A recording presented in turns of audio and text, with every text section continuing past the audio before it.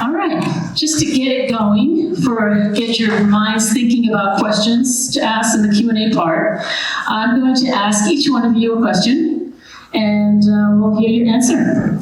So I'm going to start with Cindy. All right. So, Cindy, throughout this program, you've guided students to use AI as a creative partner. From your perspective as a futurist, what possibilities do you see when communities use AI to imagine and design their own futures? So I really think about it like, we know AI is a tool. So if we take it away and we think about what are other tools that we hold in our hands. So I think about a mirror and a magnifying glass. And a mirror is a really good tool to hold up as a reflection to our own communities, to ask ourselves, how can we be helpful? What is useful in my own community? And to our fellow community members, what is reflecting? What is taking place that we should be responding to? And then the tool of a magnifying glass, because AI really does amplify. It makes things quickly go bigger, if that's what we want, if that's what we desire. It makes us see clearer. It allows us to really see and understand the possibilities that sometimes are really hidden. And that's the real juicy piece about AI, is it can help us gaze into the future, if that's what we're seeking to do. It can help us source opportunity, resources, and really allow us to advance our own lives, our own stories in our own way. That's the most important thing I think about community, is what are your needs, what are your desires, what are your interests? And maybe it only goes so far as I use ChatGPT to help me make recipes or find recipes. That's awesome too. So when I think about it, I just really think about constantly reminding that tools are tools are tools. Some of them we hold in our hands, some of them we look at with our eyes like AI, but everything needs us. So everything should always, no matter what we're doing with any kind of technology, because AI is not the only one coming. There's a lot of other emerging technologies too. How do we constantly center the human? I know some artists will... We're going to do Q&A right after this. Sorry. You're awesome. We love Chelsea. She always has great questions. It's coming. Don't worry. Now, for Bethany. Bethany, as a recent graduate and developer, you bring the technical side into this conversation. What role do you think young AI developers like yourself can play in ensuring AI is built in ways that truly serve communities and not just industry? Yeah, basically, I always champion understanding as much of the technical side, no matter where you're coming from, as possible. The thing about AI is it is a very technically heavy understanding, but it's always evolving. So I really want the youth to understand that starting anywhere is a good starting point, because it's always changing, and just gathering as much knowledge when you have the opportunity is where I think will keep us, in the conversation. And I think that's another thing we have to champion, is keeping these ideas and the technology as open as possible for us to understand. Thank you. Okay. Mary, what do you perceive are the risks of using AI in your line of work? And what are some steps and strategies you have taken to address them? Thank you for the question. Before answering, I kind of wanted to just make it very clear, like, the type of AI work and development that goes on out there. There's the foundational AI and like the applied layer. So I think most of us here, including myself, work at the applied level. So we take models that are developed and we kind of fine tune them, build on top of them, build applications. Now, the foundational side is the part where you need, let's say, extreme expertise to develop. That's like the engine behind ChatGPT. It's not the chat itself interface, it's the engine that drives it. It's the models that produce images. So I think, and that requires very specific expertise, and it's still, I would say at this point, is not accessible even to me who uses AI, trains AI. I don't fully understand that. So I just wanted to make that clear as we talk about it. So some of the risks I think about, the first one is maybe you've heard of machine hallucination in generative AI. So it's when it's literally producing wrong information and it's convincing you, or it will sound very confident that it is right. It can be citation to sources, it can be facts. That is, a lot of the time, is like a baseline technical issue that we can try to help mitigate, but we need like very deep development to really make it robust, etc. So I think the current, what we can do is, I think you mentioned it, is put a human in the loop. So the very important information gets always verified. And that also means educating everybody about this possibility that, you know, if you're relying on this information, it's a very helpful tool, but there might be things that the machine gets wrong and you might be getting wrong. So it's testing, it's education, and for me, working a lot in the disaster space, it's critical. You don't want to be sending out things that are unverified in times of need, an early warning system. So that's why the application of AI is done very carefully with a lot of testing, for now with a human in the loop. The second risk is really biases. So whatever, you know, historical injustices or systemic, kind of systemic wrongdoings exist, or in historical context, they will translate into AI if, because of all the large data that exists out there. I'll give you one very kind of benign example that happened in one of our risk communication workshops. Is we asked AI to generate, it was an international development event with a lot of experts in the room about risk communication. AI generate an image of what that looks like. It looked like a table of people in suits, mostly white males, and then with a few other females around. Now, when we looked around the room, that is not at all what the room looked like, right? We were there, we were at that event. And so, or if you asked it to generate a professor, you will very quickly see what it's like. And okay, these are like they're kind of funny examples, but you can imagine how that translates very quickly to things, especially when we rely on it for information. And so again, for now it's awareness, but then there are things that we can do at the applied layer, like with the expertise, is training it on smaller data sets that we curate and we understand and test it. Like that's more accessible than going down to the foundation level. And then the last one is really misinformation. I don't know, and that's the human use of AI. So that's, for example, when there were wildfires in LA, we saw the Hollywood sign be on fire. That didn't happen, and it distracted from the needed information during the time of response. And so that's kind of misrepresenting real facts with the AI. But I think we'll also start seeing the opposite, where we don't believe real images. We can claim that they're AI generated. And then the conversation becomes, where's the truth? And how do we understand the truth? What are our sources? Who do we trust?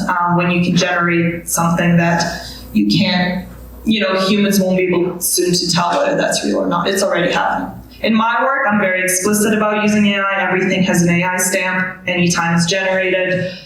But that's just one application. I don't know the answer to that. Thank you. Students?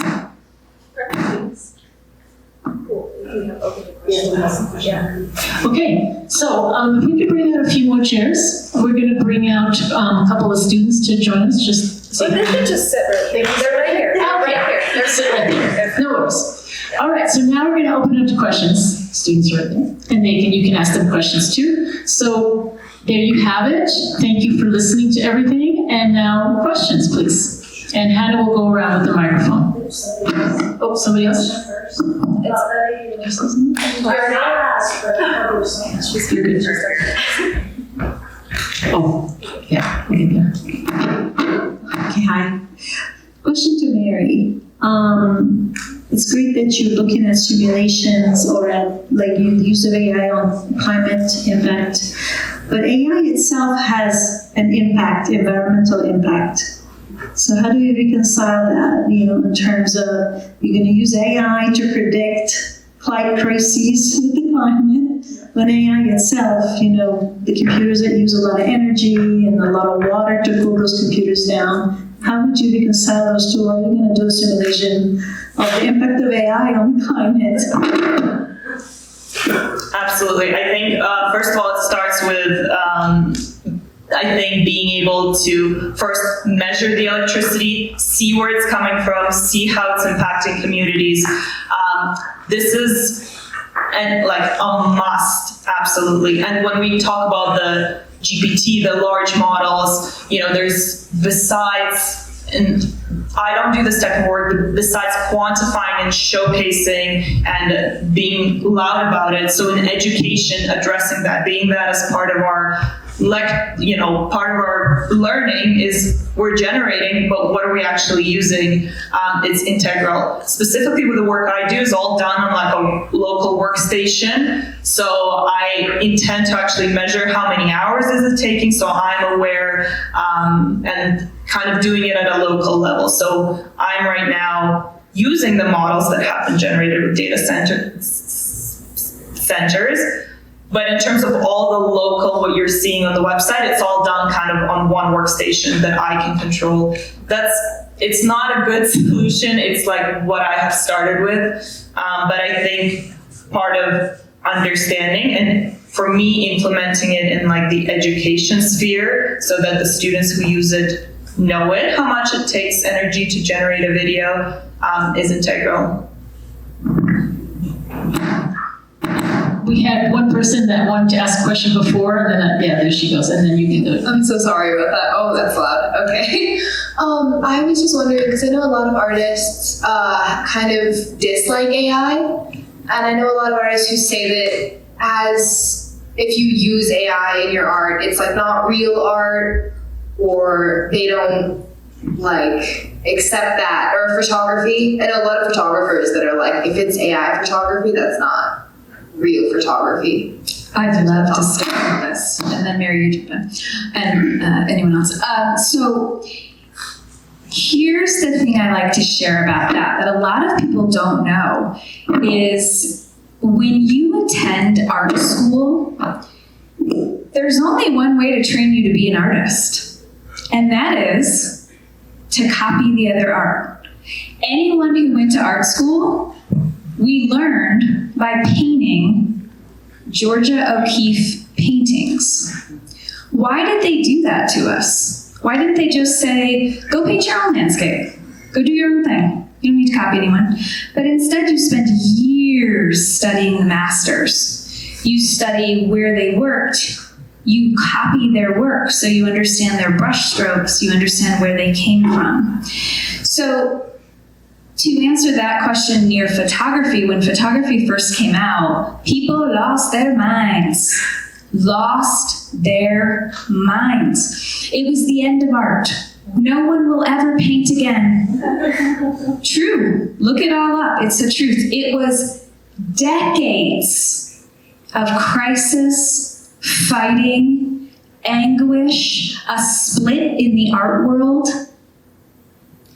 And we're all okay. We still have photography, we still have painting, and you know why? Maker's gonna make. Artists are gonna create. We know this. This has been studied. Why do artists make even when they have no audience? Why do they do it? It's never going to stop. So to that point, I would say I understand there is a feeling of AI scooped up all of the art of the world and is spitting back out, and that's unfair. It's also, I think, the level of intention behind it. Because I know a lot of the problems people have is you're saying makers are going to make, people who create are going to do that. But there's a difference between spending 4 hours on a landscape and typing in a prompt, I feel. So I doubt if you typed in "make me a landscape of Taos" and you had it printed, you would have the opportunity to sell, exhibit on the same scale as the artist who could claim, "I spent 85 hours on an oil painting." And here's what I think about that. I love that question because there is this idea that AI will take and then we won't have. But the truth is, there's something else going on in the world right now too that isn't just AI. There's a whole separate thing happening that AI didn't cause around personalization and authenticity. So I think you both mentioned there's going to be a point where we're not going to know what's real. So what we're going to do is go, I don't believe any of it's real. And the only thing we're going to know is real is when we're right there with the artists. And how cool is that? It's like we're going all the way back to when the only way people got to see and engage with art was with the artists. So I actually think authenticity is going to rise. I know authenticity is rising. It's rising everywhere across the globe because people want real experiences. And I don't think AI is going to kill art. I think a bunch of people are going to make crappy AI art. I have. It's a good time. Try it. But I certainly won't frame it and try to sell it. And also, I wouldn't put in a single prompt and say I was making something. Because I also am an artist with integrity. And I use AI in a way that it might take me 50 hours to get the thing you finally see. So I think it's just important to really talk to each artist, ask them how they're engaging, encourage them, and let them know there's so much opportunity here. And if they never want to touch it, don't.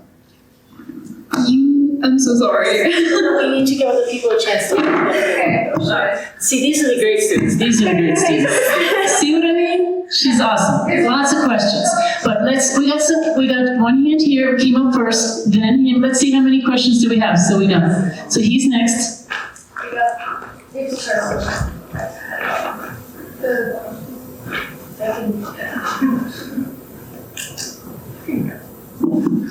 Was Feliciana real?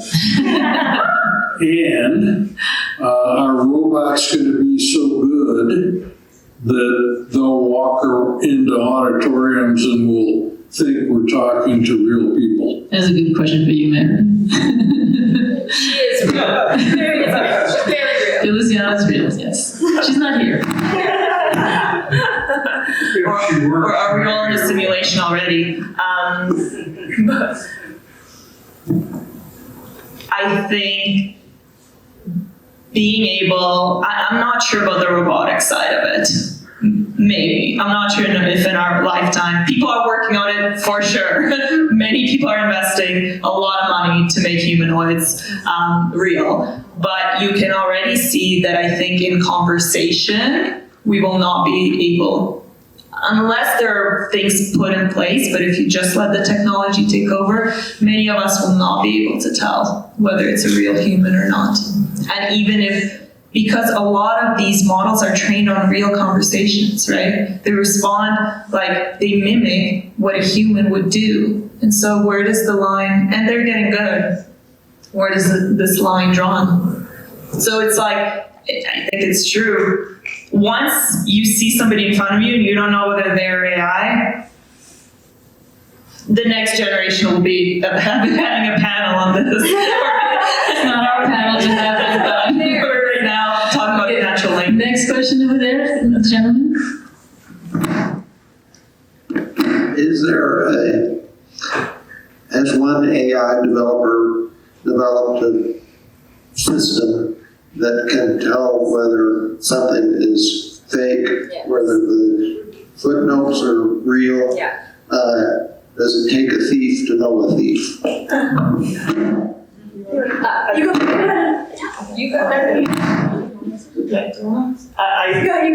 I'll just make a note and then I'll pass on that actually a lot of AI is trained with AI. So you have one model that creates and one model that tries to say, this is wrong, this is right, this is wrong, this is right. But your Hollywood side was burning, Yeah, and that was created by AI, but there was no break on that to say this is fake. yeah. And definitely that's the current, there's a lot of technology being developed to distinguish the technology, but I feel like Bethany. Yeah, I was just gonna say, there are websites, you can go ahead and just search them, and they give you a percentage. So again, it is another predictive model. So it's another predictive model predicting a predictive model, but it'll give you a percentage on the likeliness, and it's much better at humans at this point because there are certain things that we struggle with identifying, like computers are better at facial recognition than humans. So they are going to give you that little bit of edge to tell if it is generated or not.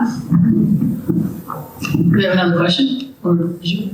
I was just going to add really quick too. The other thing is all photography from your phones have embedded in them all kinds of goodies, including some people's phones even have stamps of the temperature and elevation on their photos. So the examples Bethany was giving, that's the kind of stuff you can seek out by putting in documents to say, can you find those photographic watermarks, and if it just identifies as fully computer. But again, it takes us to do that. Wasn't there a question over there? Yeah, there was.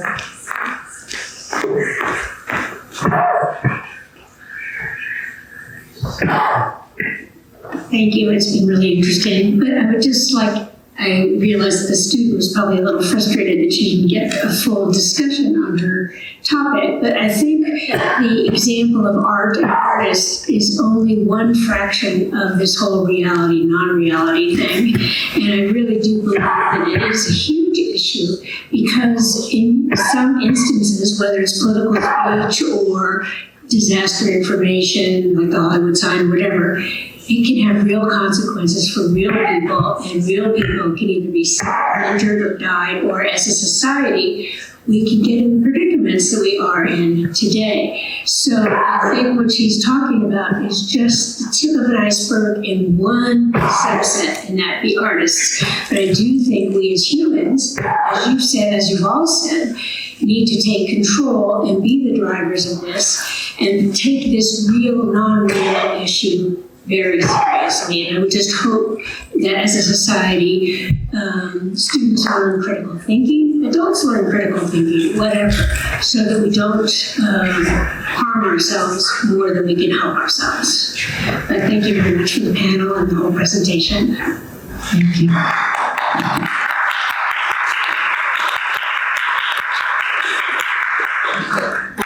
Well, here. It's left in there, we're gonna. For Bethany, can people Have you? I was gonna say I haven't seen it too. I know. She knows this. So the answer is no. However, Vince Cerf, who's a pal of mine, who's one of the co-inventors of the internet, who is currently Google's you know Ben. Okay, so and he and his wife are both hearing impaired, and so there is a team that he is working with that are working really hard, that I work with them too, and there is an active attempt, but it's really difficult because it kind of goes to like what Mary's working on, which is all human movement. And your sign for ice cream is a little bit different than my sign for ice cream, even though we're hitting the same general area. But it is in motion and it is going to happen. I do not know the timeline, but it is in play. Okay, we have run out of time. Thank you so much. I just want to do some closing statements. Thank you to our speakers. Thank you to each of our speakers for sharing your work, your vision, and your stories. Thank you to all of you here today for being part of this conversation. So what we've heard this afternoon makes clear that AI for social good is not just a technical challenge, it's a cultural one, a creative one, and a human one. And when we bring together diverse voices, students, artists, educators, technologists, we begin to imagine futures that reflect our values, our communities, and our care for the planet. So this forum is just one step in the journey. First one in New Mexico. We hope to do more, and I would love to see more people in New Mexico working towards that bigger goal of how do we do that. And I want to thank again to all our sponsors at the Harwood Museum. I hope as you leave a little bit more inspired and try to imagine how AI can live in our community. And let's keep asking the question, what future will you create? And thank you for being here.